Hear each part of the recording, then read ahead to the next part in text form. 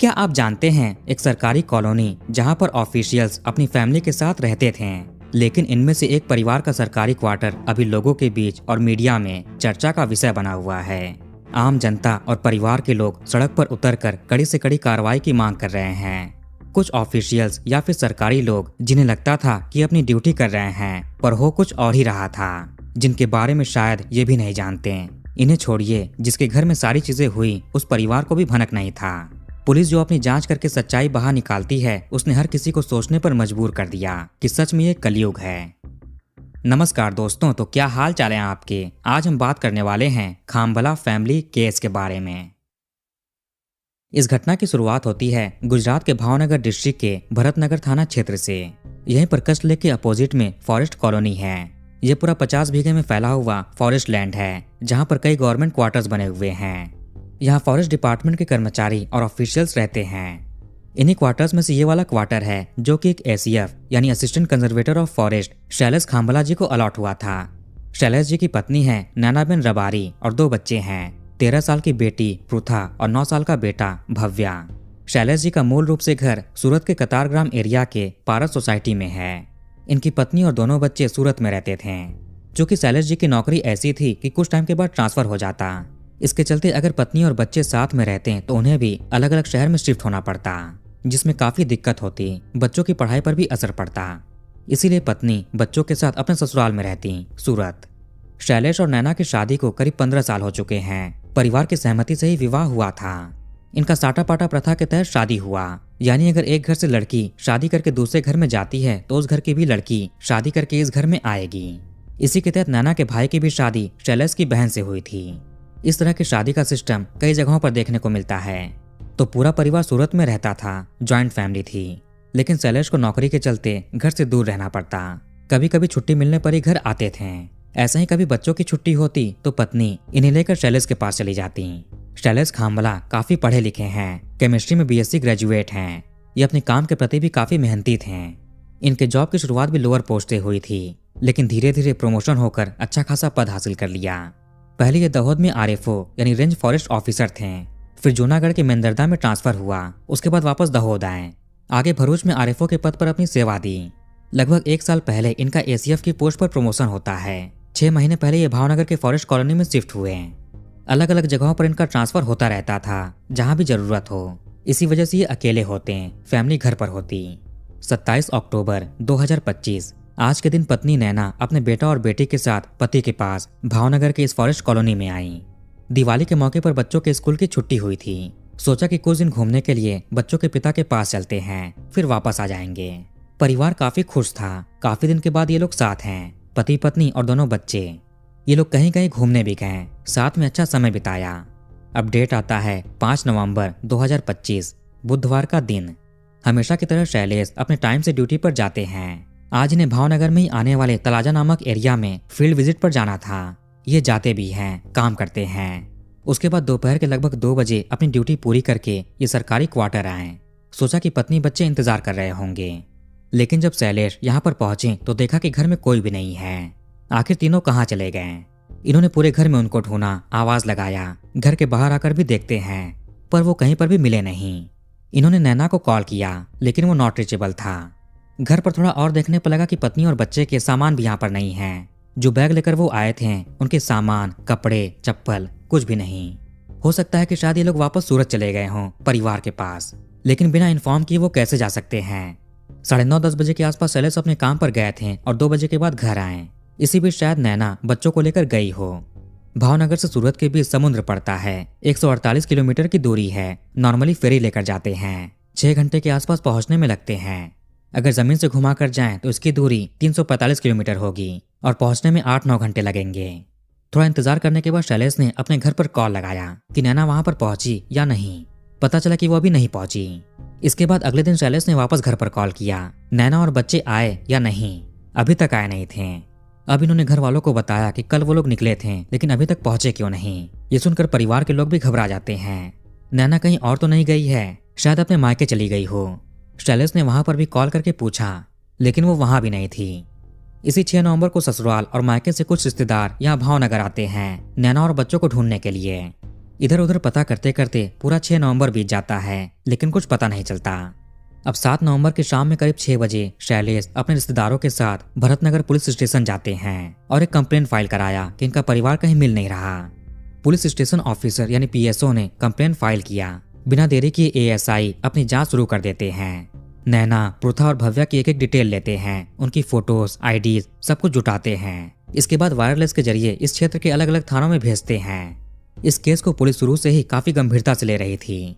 Police ने शैलेश से शुरुआती पूछताछ किया। आखिरी बार आपकी पत्नी से क्या बात हुई थी? उन्होंने कहीं जाने का जिक्र किया हो? जाने से पहले कॉल या मैसेज किया हो? आसपास कोई और रिश्तेदार रहता है या नहीं? हो सकता है कि नैना उनसे मिलने गई हो। पुलिस ने bus stop, railway station, toll नाके हर जगह पर जाकर पता करना शुरू कर दिया। पोस्टर छपवाए गए। शैलेश जी जिले के एसपी के पास जाकर भी अपनी शिकायत देते हैं। इस केस में लोकल क्राइम ब्रांच भी जुड़ती है। एसपी के नेतृत्व में 3 टीमों का गठन किया गया। सबको अलग अलग काम सौंपे गए। भावनगर से बाहर निकलने वाले जितने भी रास्ते थे वहां पर लगे कैमरों को एग्जामिन करना। इस फॉरेस्ट कॉलोनी के आसपास भी कैमरे लगे हुए थे, कुछ सरकारी भी थे, उनकी भी जांच की जाने लगी। आखिर ये परिवार कौन कौन से रास्तों से कहां पर गया होगा? एक टीम ने नैना के फोन को सर्विलांस पर लगा दिया। उनका फोन अभी तक स्विच ऑफ हो चुका था। कॉल डिटेल रिकॉर्ड निकाले गए। आखिरी बार फोन कहां पर बंद हुआ वो लोकेशन भी देखी गई। पुलिस ऑफिसर्स एक एक एंगल को एक्सप्लोर कर रहे थे। जब वो घर पर नहीं पहुंची तो कहाँ हैं, बच्चे कहाँ हैं, पति पत्नी के बीच रिश्ता कैसा था, परिवार के साथ रिलेशन कैसा था, कहीं कोई दुश्मनी का एंगल हो, कोई अफेयर का मामला हो। पुलिस हर चीज नैना के बारे में पता करती है।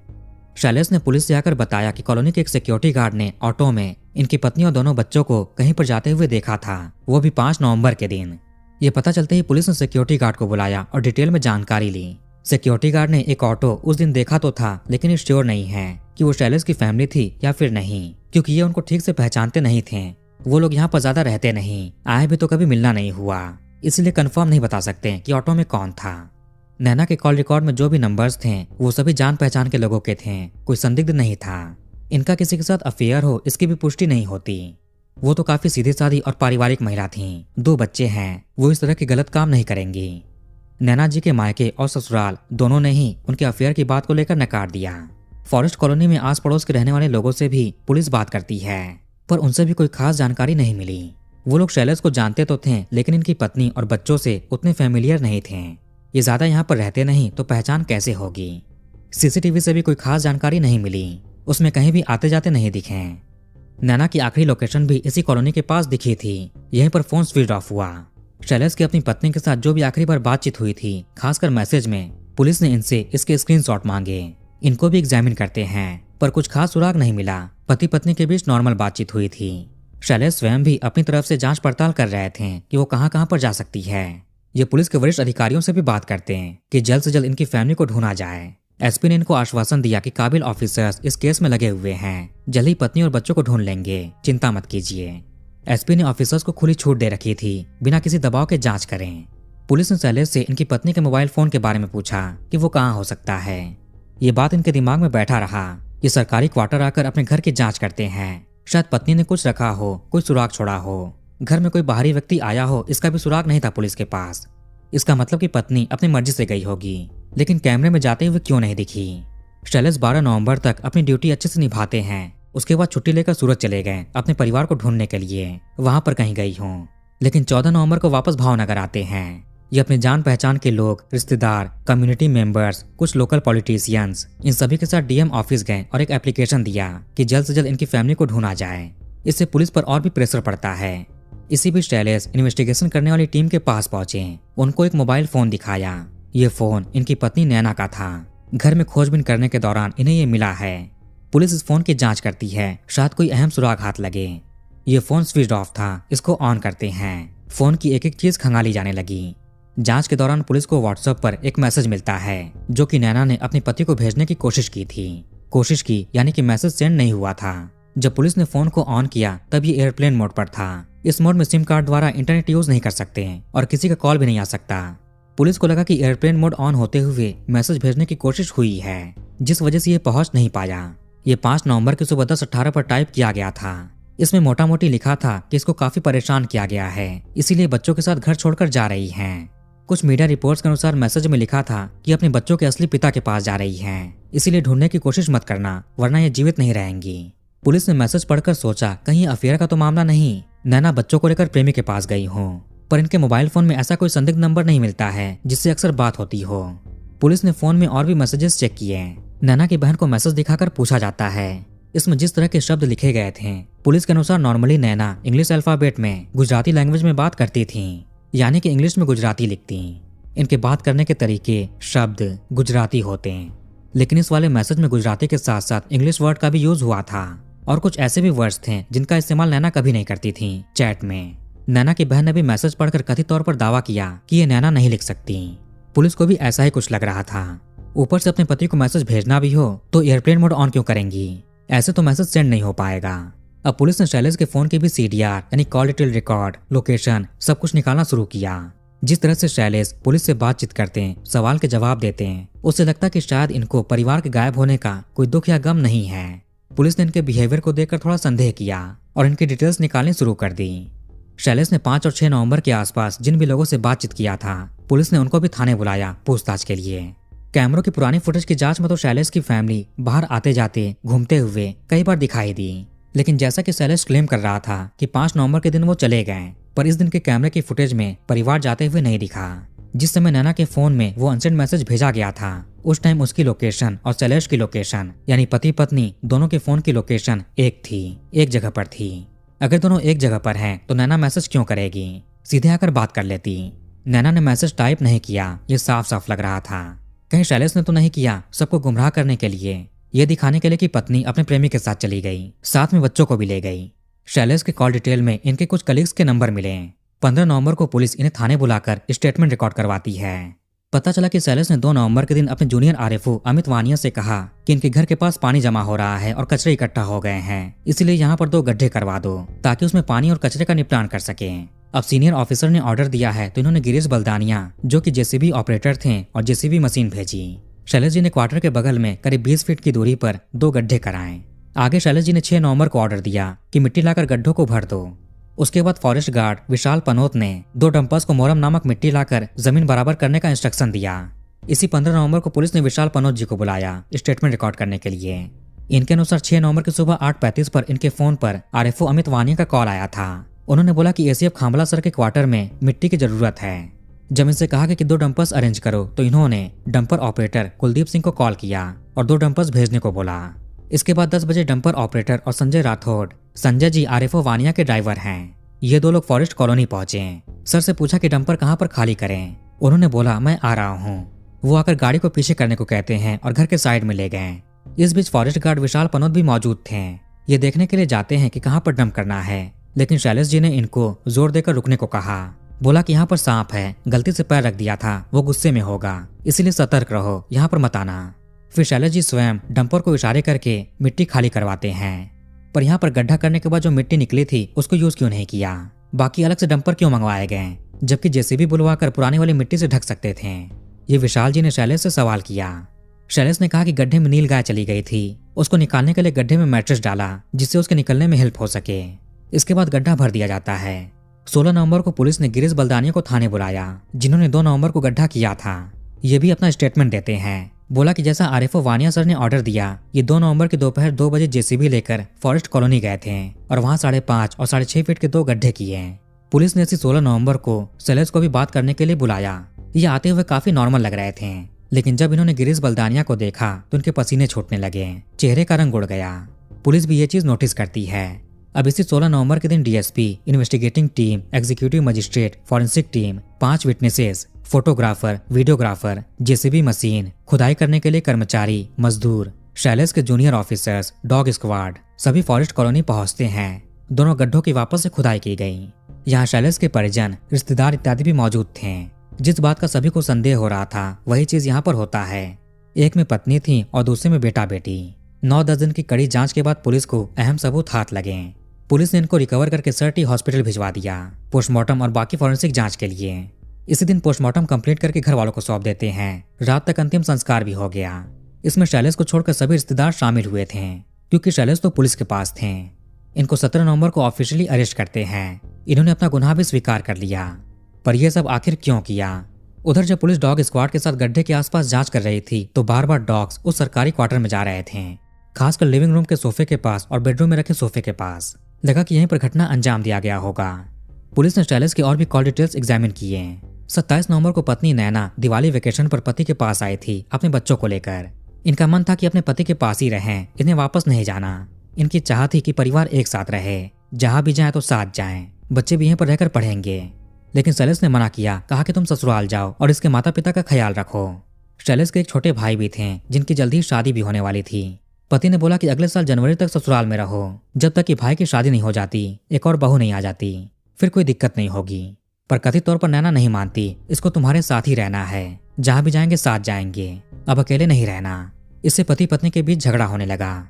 वैसे केवल ये वजह नहीं थी, बल्कि पुलिस को और भी रहस्य पता चले हैं, जो आपको थोड़ी देर में बताएंगे। शैलेश ने पूछताछ में बताया कि 5 नवंबर की सुबह 7 बजे जब भी बेडरूम में उठे तो फिर से पति पत्नी में झगड़ा हुआ, यहाँ रहने की बात को लेकर। बहस करते करते ये लिविंग रूम में आए। कथित तौर पर फिर शैलेश गुस्से में एक तकिया लेकर आया और पत्नी के चेहरे पर रखा। कुछ ही मिनटों में उसकी कहानी समाप्त हो गई। पति पर गुस्सा सवार था। इसके बाद बेडरूम में जाता है, पहले बेटे पर फिर बेटी पर तकिया रखा, उनकी भी कहानी समाप्त कर दी। घर के पास में ऑलरेडी 2 गड्ढे थे। एक गड्ढे में पत्नी को ले गया, चूंकि उसमें पानी था तो कहीं ऊपर न तैरने लगे, इसलिए पत्थर बांधा, ऊपर से दरवाजा फिर मैट्रेस रखा। दूसरे गड्ढे में अपने बेटा बेटी को ले गया जिसमें कचरा था। अब इसने घड़ी देखी, 8:30 बज गए। फिर ये नहाते हैं, घर को साफ सुथरा किया। उसके बाद इन्होंने अपनी पत्नी बेटा बेटी के सामान पैक किए, उन्हें गाड़ी में रखा और अपनी ड्यूटी पर तलाजा चले गए फील्ड विजिट करने। रास्ते में शत्रुंजी नदी में उनके कपड़ों को ठिकाने लगा दिया। देसाई नगर एरिया में एक बैग ठिकाने लगाया जिसमें चप्पल थे। पुलिस और फॉरेंसिक टीम घर से और भी सबूत इकट्ठा करती है। बेडशीट, तकिए, कोटा स्टोन के सैंपल, कुछ कपड़े गड्ढे के अंदर से भी पाए गए थे।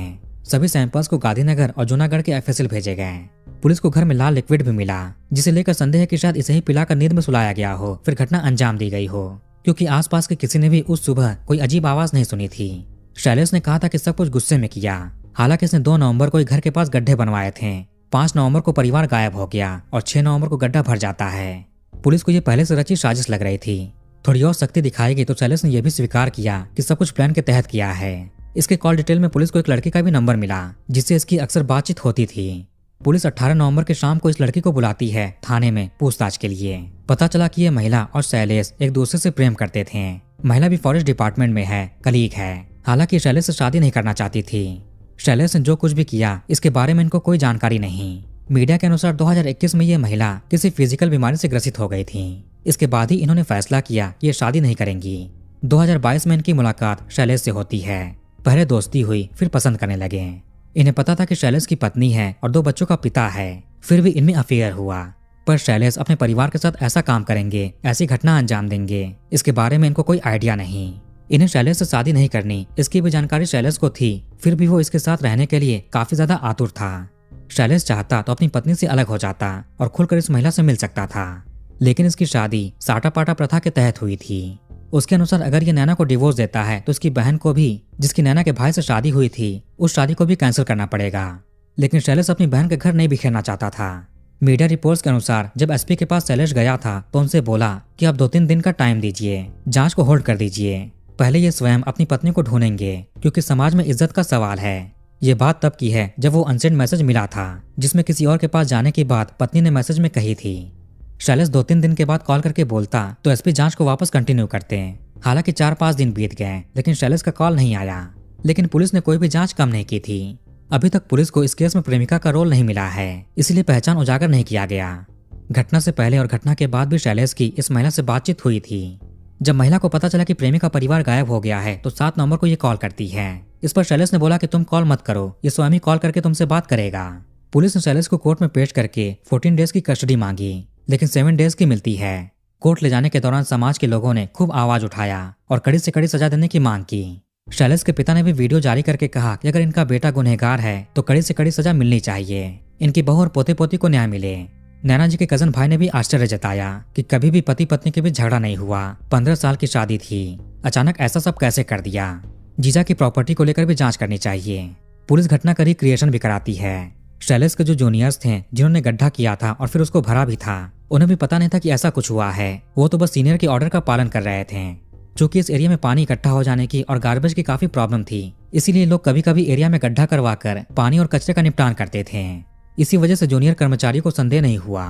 परिवार ने भी कभी सोचा नहीं था कि इनके घर का बेटा या दामाद ऐसा कुछ करेगा।